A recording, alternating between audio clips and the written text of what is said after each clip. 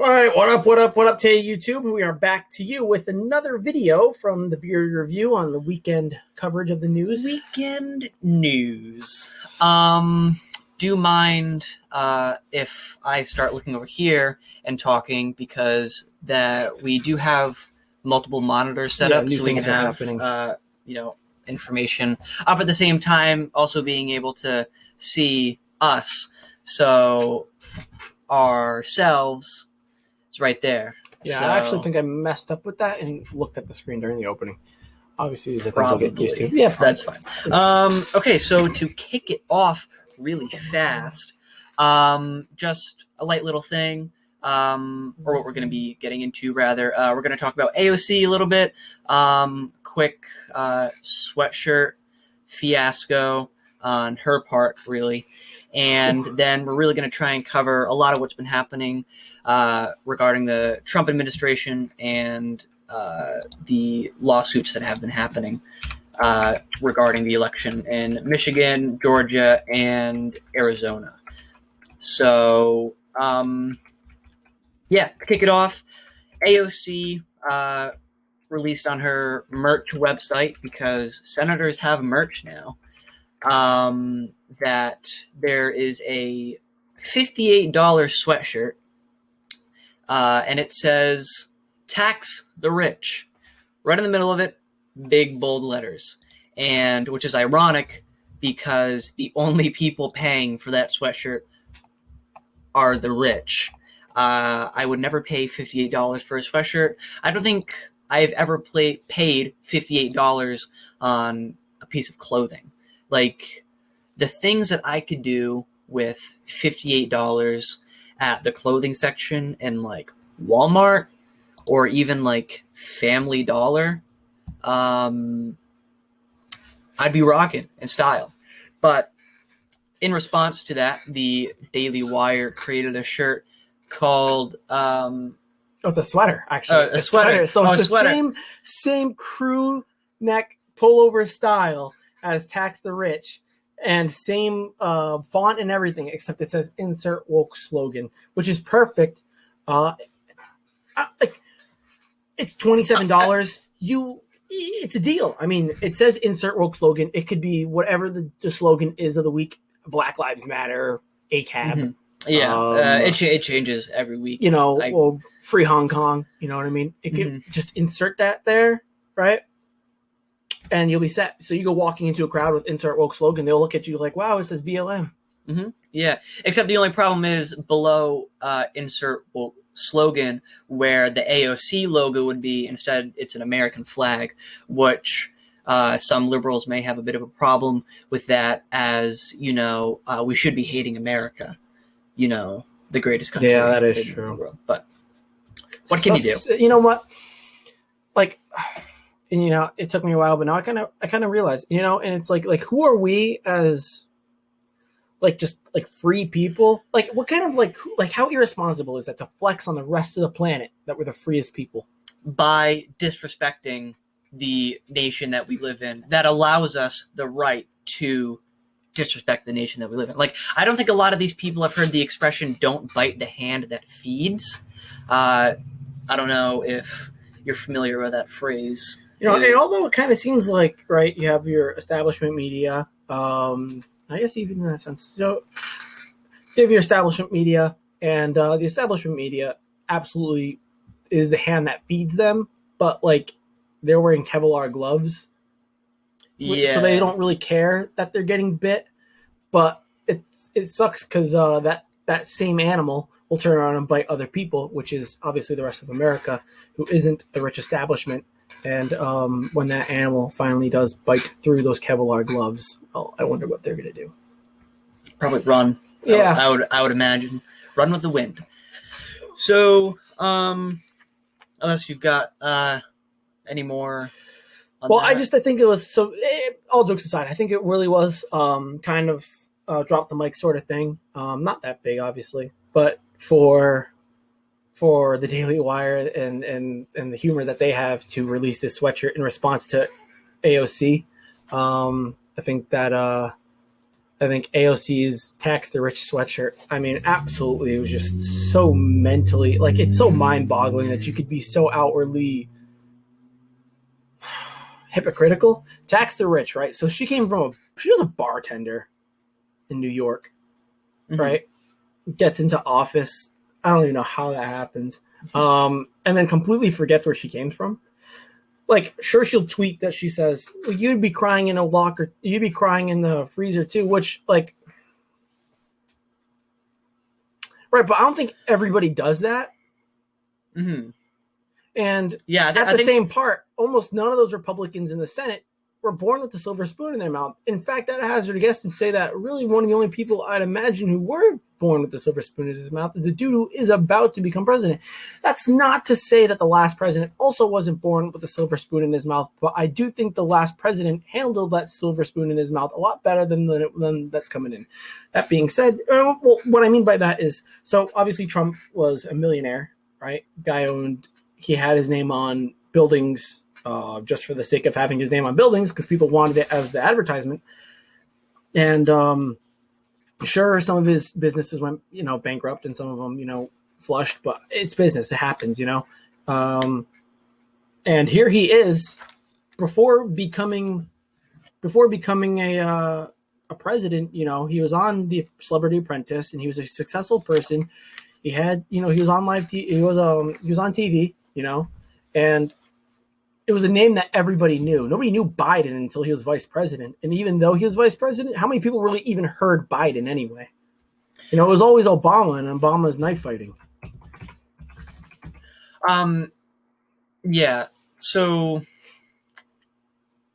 like, I guess I kind of agree with you in the sense that, like when Obama was in office, it wasn't really as much like what's Biden doing, but I guess the same is really across all of the presidencies. Right. I mean, like, not to say anybody really talks about Pence, although when Pence comes out, he's obviously a way nicer speaker than Biden is, in the sense that Pence and Kamala Harris Kamala Harris just can't stop laughing. She's like Joker from the Batman animated series. Yeah, I don't think she realized that it's a split screen and that everyone can see what you're doing.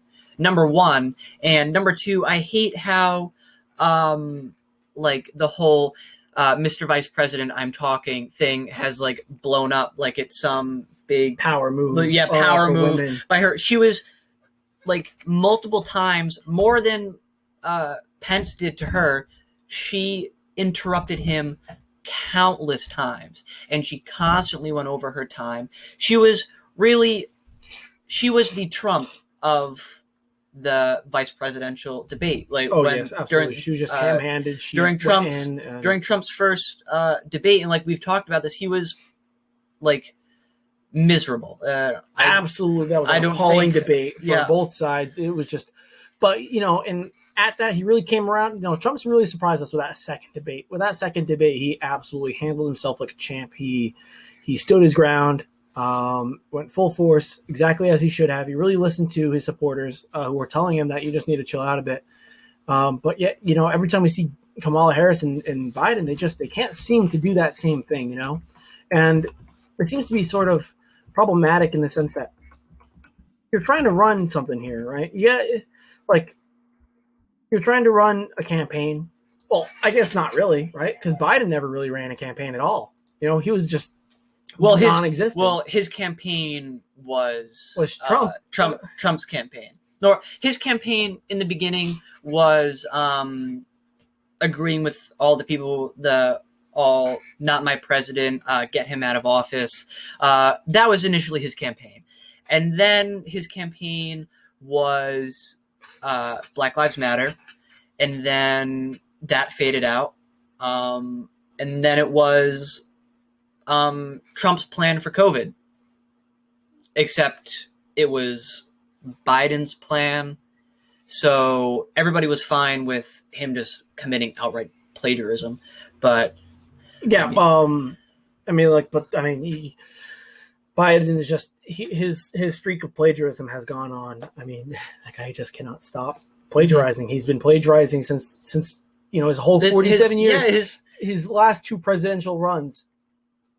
he's plagiarized from other people. What? Once running against him. Not even. One was the 80s. He well, it was a British dude who was running to be the Prime Minister of Britain. He plagiarized his statements in his presidential speech, and it was in like the 80s or the 70s. They still caught him on it, which is really like how blatant do you have to be that they catch you? There's no internet, right? Mm-hmm. And they knew like now you can look up let me look up the speech and let's see who else said it.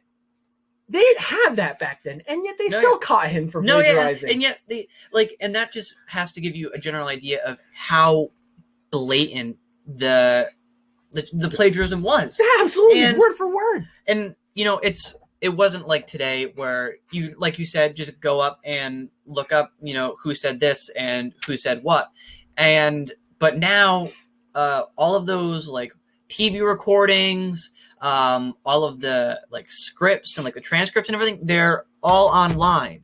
And I think, the leftist media has done a very good job of hiding you from that area of the internet and pointing you towards those which bashes like Trump or really any Republican.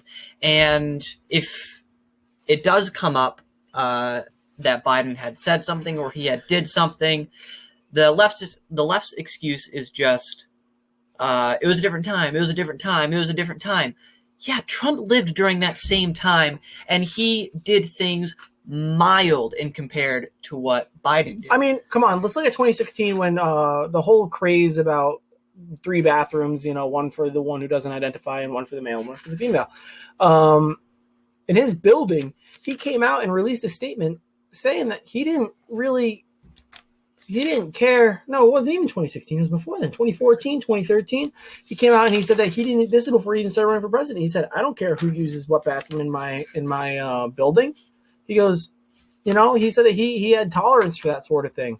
And how could you say that this guy hates trans people, this guy hates gays? But Don Jr.'s friend, one of his best friends is a gay dude, and in a meeting with, just Trump and that friend, he has his own podcast, actually. He was on an episode with Candace Owens talking about it. And he said that, he couldn't be a nicer guy. And it was just the two of them alone in the room, He said he was just a dude. And when Don Jr.'s friend said that, this is my husband, Trump got up from his chair and shook their hands and said, wow, that's amazing. He's happy for them. And it's like you hear these stories and you're like, well, that doesn't sound like something, somebody who hates gay people would do, a homophobe would do. And well, he's racist, but I mean, you can find pictures of Trump spending time with Rosa Parks, but you can't find those pictures with Biden. You can find plenty of pictures of him with Klansmen and people who were blatantly racist. Yeah, I know. Actually, you can't even find a picture of Corn Pop. Do you know that? I don't even think you can. Hold on, let's look him up. So a big thing is that on numerous times Trump has said that he is in support of gay marriage and that, he may not be for it personally, like he wouldn't be gay, but he said numerous times that, man can do what he wants to do. And Biden and Obama, on the other hand, have said numerous times that they are not in support of gay marriage and that marriage is a sacred vow between a man and a woman. This guy looks like Commissioner Gordon. Oh my God, it looks like from Griswold's Family Christmas. He looks like Biden looks like Walter Griswold. Oh yeah. He also looks like the guy from what's that movie? I wish we could bring this up. This is hilarious. The name will come to me in about 20 minutes. I'll think of it. Yeah, but wow. Ugh. It just looks like more like mobsters. Mm-hmm. We'll link some pictures in the description so that you guys can see what we're talking about, timestamp and whatnot. Until we figure out how to bring pictures up onto the screen and stuff. But like to move into kind of the what's the word I'm looking for? The trials and the court cases that have been coming up in Michigan and Arizona, and Georgia, and a lot of like really big and not necessarily some of it new information, but a lot of it is very important information that was really just floating around. But now that we've had it presented in court, especially, by Rudy Giuliani, the head of Trump's legal team, having it brought forward in this environment is really, says a lot about, I guess, the truthfulness maybe of all of this. And going over Sidney Powell. So something I wanted to talk about that was obviously they estranged her from the legal team. Kind of had high hopes for her because we knew that we thought she was really bipartisan in the sense that she was on the legal team for Bush. She's been on the legal team for Democrats in the past. She kind of just seemed to have cared about the job more than about the players, which is really an honorable way to be, and you don't get that a lot in the government, right? It was a partisanship, which is very unfortunate. And then recently it seemed, it was weekly news, but I'm a human. I got opinions. And of my opinion, it kind of seemed as though she was, the sentiment seems to be shared by Ben Shapiro as well. And I think Clavin, that she seems to be very self-destructive for the Republican Party as a whole. And that she seems to be kind of being an anchor with somebody strapped to it, and that somebody's the Republican Party. Like, she seems to be doing way too much damage than good, right? Way too much bad than good.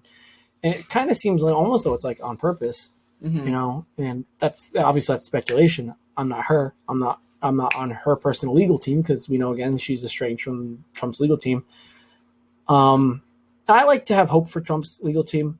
Obviously the legal paths are really shrinking for him, and he's not having a whole lot of room to move to become our next sitting president, or become, take his seat again, which is okay because in a party he said that if you guys don't like this, well, in 4 years I'm running again. I don't know, but that sounds pretty good to me. Yeah, I know that we're going to be in a very different America by that point, but yeah, and I think that hopefully Kanye will save us. No one man should have all that power. More of not if, but when Trump does run again, if the court doesn't see to it that there was any fraud. When he does run again, I think that Biden will have set us back all the way to, the early years of the Obama administration, and Trump will spend those 4 years again just fixing what Biden has done. And, he spent these last 4 years fixing what Obama had done. And,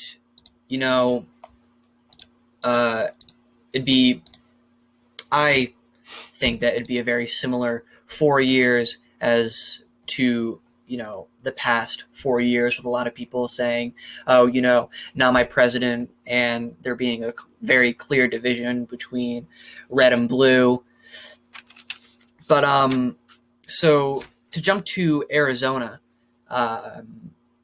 regarding, the Trump hearings, as of right now, Joe Biden has about a give or take 11,000 vote lead. And so the claims that have been made by the Trump administration is that 2,000 votes used vacant lots and false addresses, and 6,000 votes had no gender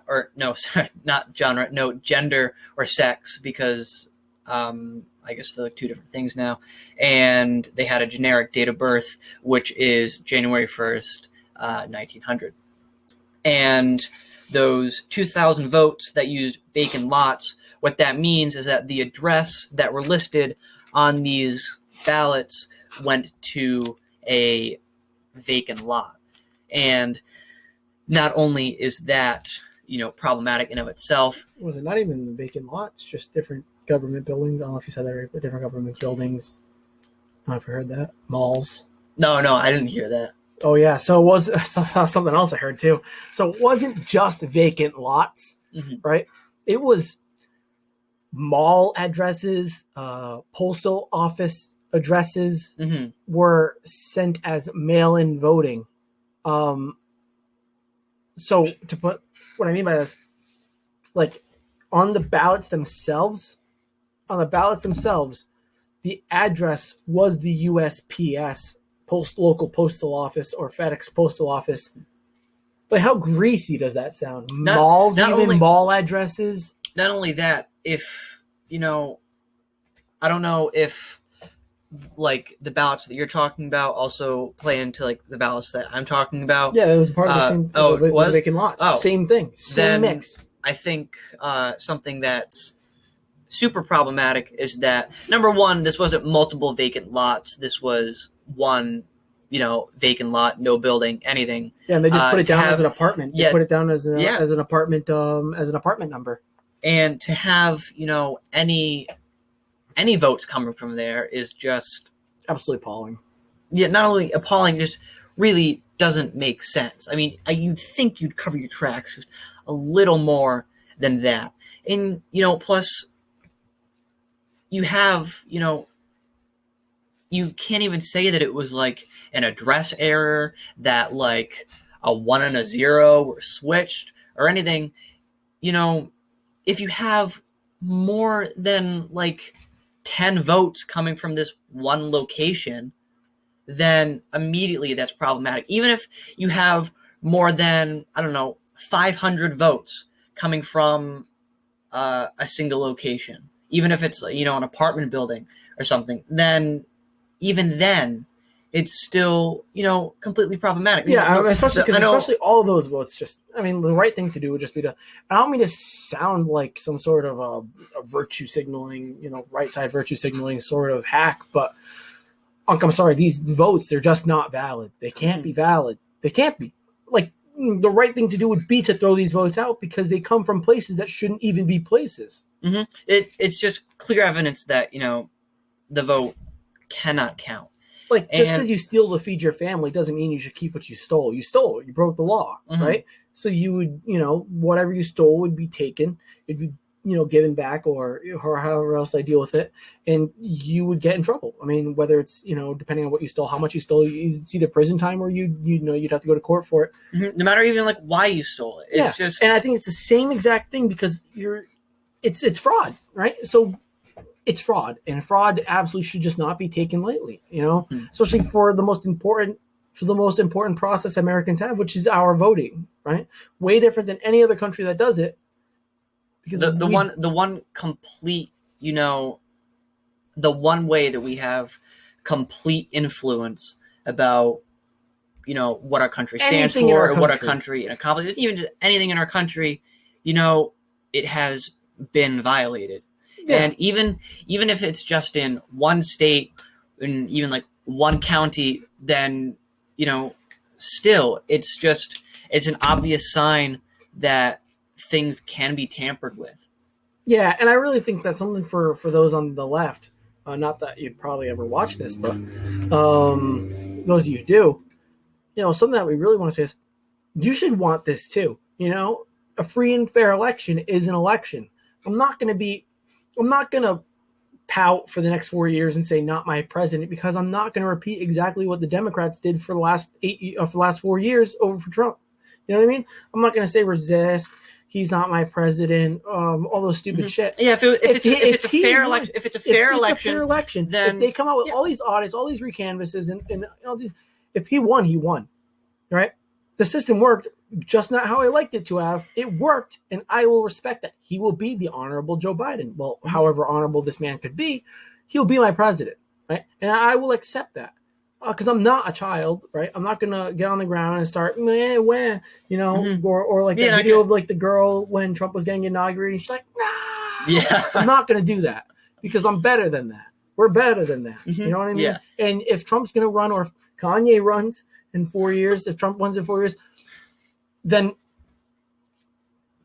he wins that election, then we'll be right back to the steps that we were trying to take before. I mean, it'll just be even more uphill for Trump because there'll be one more thing that he'll have to deal with. But the moral of the story is I'm not gonna throw a fit over him losing if he lost fair and square. And that's something that everybody should want, for Trump to be able to go through, take a look at all these votes and all these ballots, and then say, well, there you go. Yeah, you see, we won. Try harder next time. If the tables were turned and, Trump was suspected of there being, of coordinating, fraud and stuff, or even just the Republicans in general, I would still take the same stance as, okay, let's look into it and let's find out what's going on. Of course, it'd be, a little harder, but it would still be, the thing to do, because that's how our democracy and our country is set up to run. And if it's not running the way that it's supposed to regarding our elections, probably one of the most important things that can happen in America, then what else are we just going to allow to not be taken seriously, or not be not be followed the right way, for the correct procedure not to be followed. It's a legal process, and the legal process has to happen. It should happen. Everybody should want. It's not like this is the first time, or even at this point, I don't even think it's the longest election we've had. I think we're getting there. I think we're getting there. We're at, today's the 5th, so I'd say about 30 days. Yeah, and the longest one was 38, and that was Bush v. Gore. Was it 38 or 36? I don't know. Who knows? We're not there yet, though. Yeah. But what I'm saying is, I mean, even in that election, another main thing is that just because the AP calls the election, or any source, they do not have a say in who wins the election or not. There is nowhere in the Constitution that grants says that to the media. Yeah, that says the results will be finalized by this date, by this time, or unless some media source or the AP calls it for a candidate. I mean, it's just hearsay. And you could say well, Hillary conceded in her election, but that was her choice, right? And it seemed pretty clear that Trump didn't cheat in that, and they tried to catch him on the Russian collusion. We saw how much of a failure that was, but as Republicans, we let that legal process play out. We even got Trump to impeachment, and Republicans said, okay. And when he didn't step down from being a president, we were like, well, we knew that was going to happen. Why? Because we knew they had no basis to stand on. We knew that, and that's nothing like the Ukraine story that we're getting from Hunter Biden and he's probably going to get flagged for that. Yeah. If we were monetized, we'd probably lose it on that statement. Yeah. But if you say Hunter, if you say Hunter and Biden within a span of like 5 seconds, Hunter Biden story is less probable than Trump's Russian collusion, I don't know what to tell you, because even just for the few days that it's been covered, they have pulled up so much more on that than they could have in the entirety of the Russian collusion story. Yep. And you know what? A big thing that, or just like a point that, I would bring up is that Democrats have been really, running the system for a little while. Even when Bush was 12 years pretty much. They've been running for the last 20 years. No, yeah, and I would assume that they thought that, especially with Hillary too, that they would just continue to keep that running.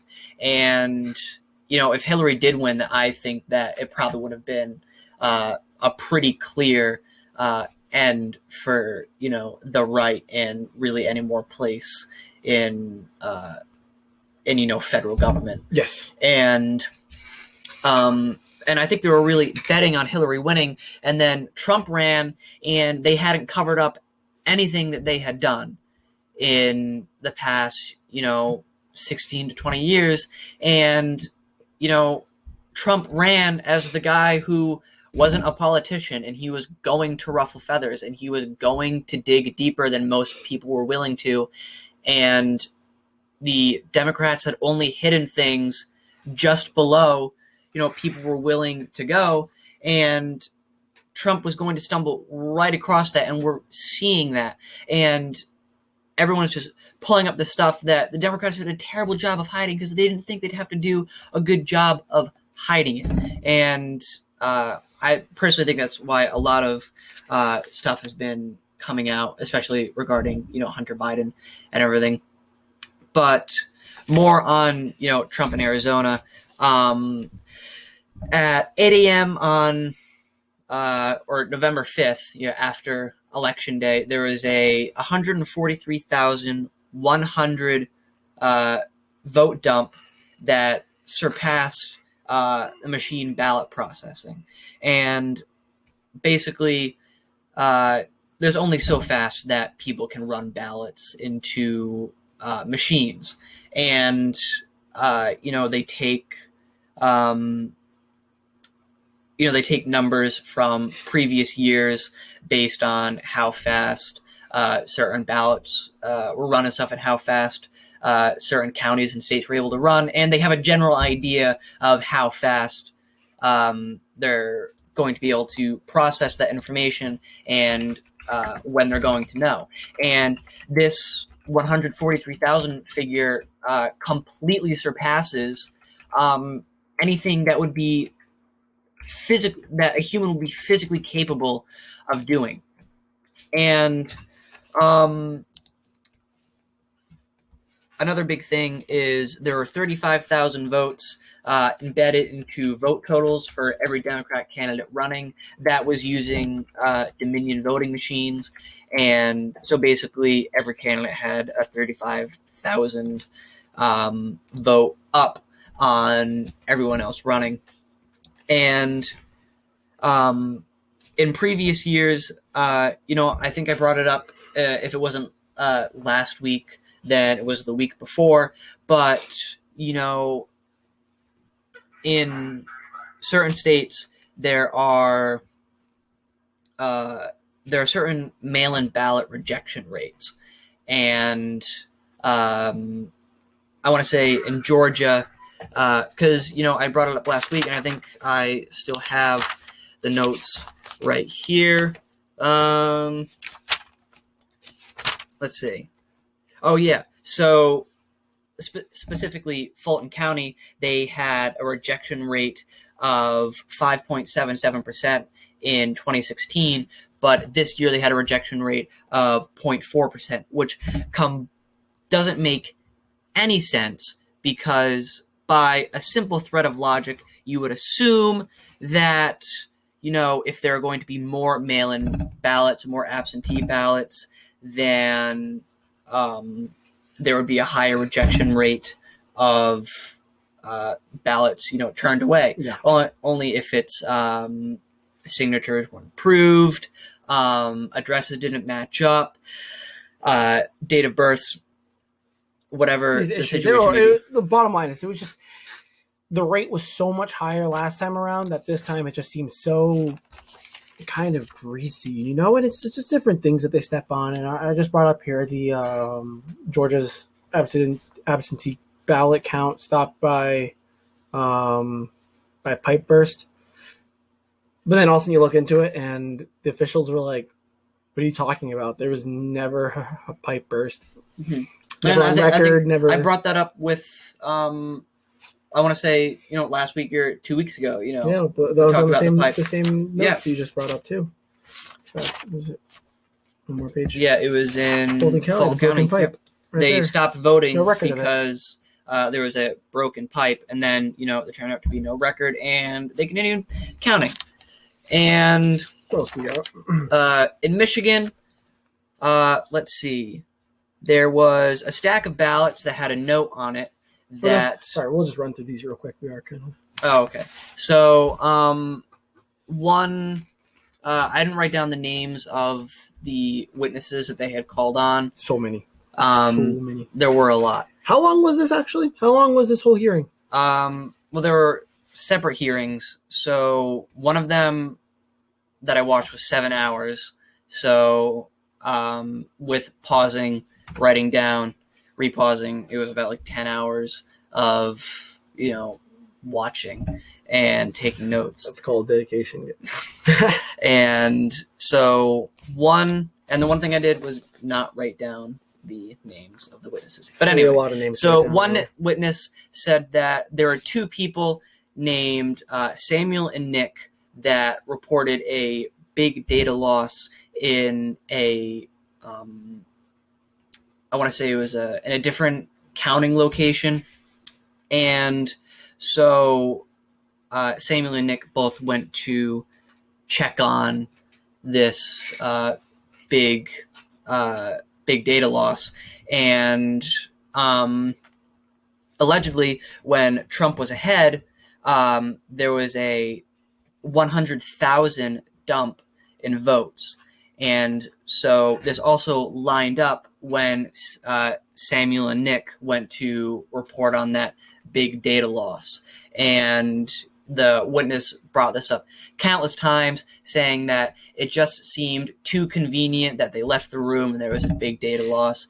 And there's also a ballot stack with a note on it that said the ballots were not in the EPBS. And essentially what that is, it's the election poll book or election poll system. And it basically gives you the information on, the voter and stuff. And if these ballots weren't in the election poll book system, then they're technically invalid votes and they cannot be counted until, the problem is corrected. And these ballots were ran numerous times. So 50 times through or something, I heard? 50 times each ballot or something? I've heard weird numbers on that. I've heard numbers just like closer to like 7 to 10, or like I think the most extreme number I've heard is like 16 to 20 times. Oh no! But yeah, what would that come out? I mean, how many ballots was a stack of ballots? I remember saying like, oh, maybe it's 50 ballots. Then they ran through like 16 times each. Maybe that would have been a huge number right there. Mm-hmm. And the ballots that were fed into the system had, like I said, that date of birth of January 1900.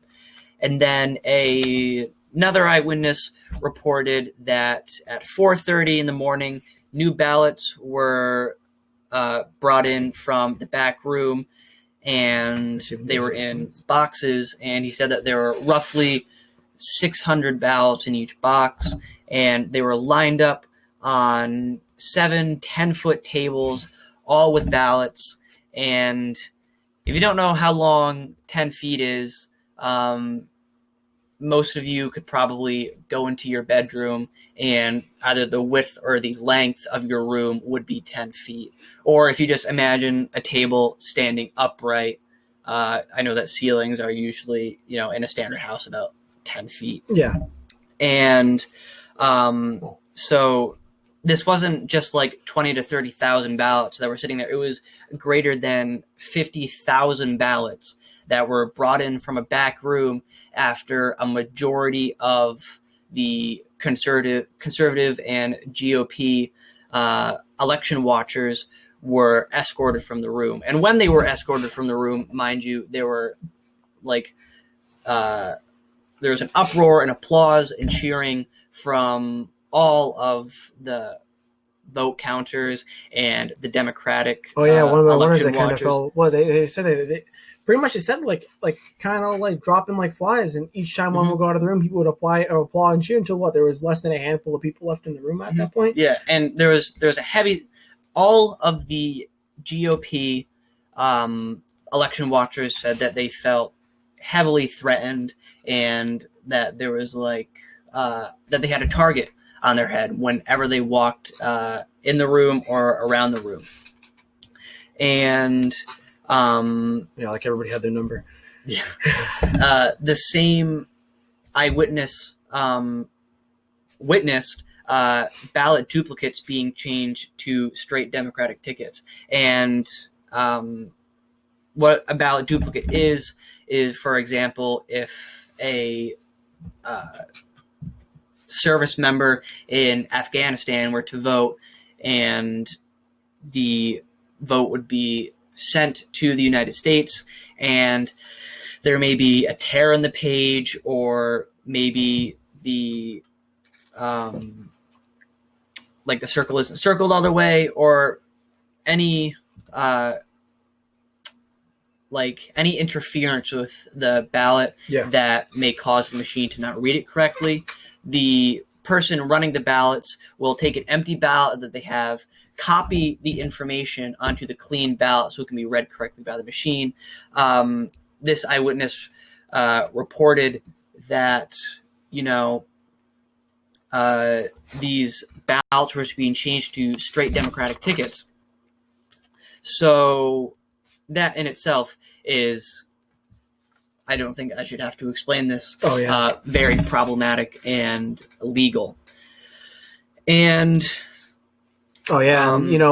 skipping down to sorry, obviously we're coming to a light end here, but it's like the code. So the Dominion, right? Since 2016, they've been having there's been bipartisan reviews on Dominion coming out heavy-handed, saying that it has a shit ton of issues with its code.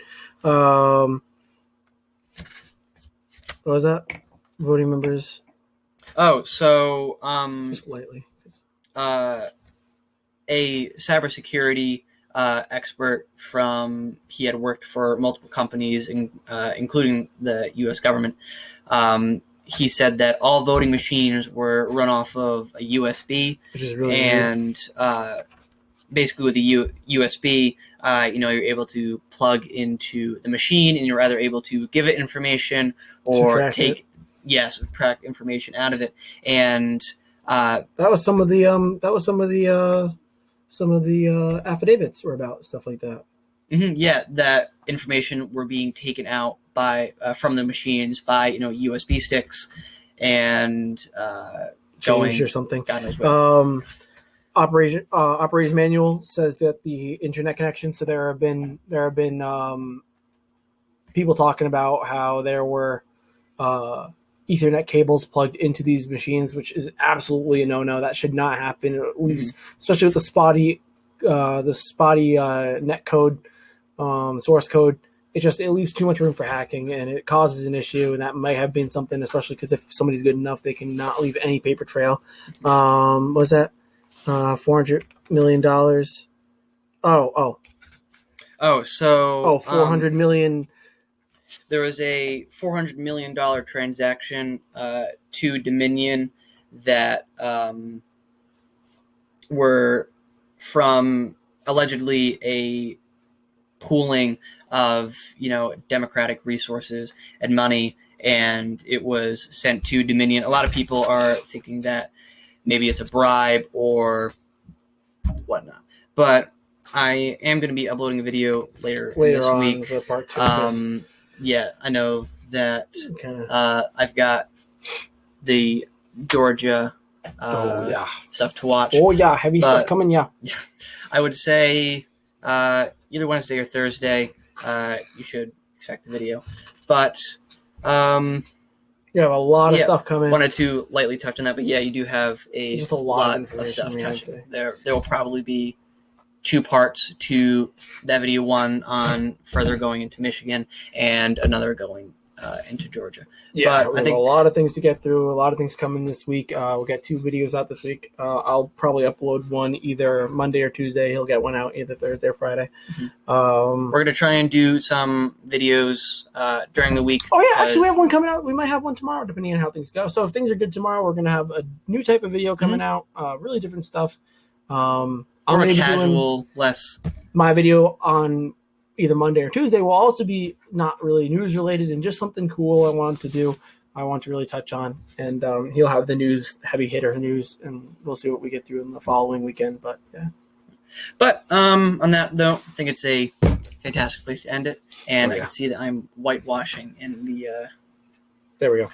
All right. See you all during the week, actually.